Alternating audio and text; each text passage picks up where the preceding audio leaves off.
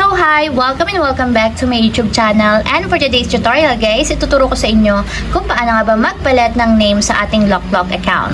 But first, kindly subscribe to my channel and don't forget to hit the subscribe button and the bell to notify you for my new updates. And if you want to learn more, just keep on watching and let's start. So ayan guys, i-open lang natin ang ating LokLok account or yung ating LokLok app. And then, pagka-open guys, mula dito sa homepage, itap lang natin yung me or yung profile ng ating LokLok account. Then, after naman yan guys, is itap lang natin yung ating profile name. Dito naman sa pinakang profile ng ating LokLok guys, itap nyo lang yung edit na katabi nitong inyong profile name.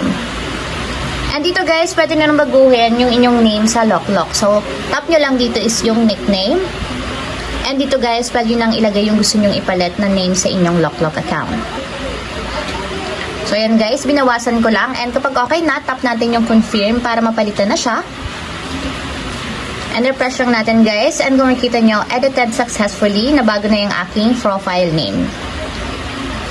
So, ayun lang guys. Ganun lang kasimple kung paano nga ba magpalit ng name sa ating LokLok account. If you have a question, comment down below and don't forget to hit the subscribe button and the bell to notify you for my new updates. And thank you for watching! For watching. Living life, every day, late at night, not okay.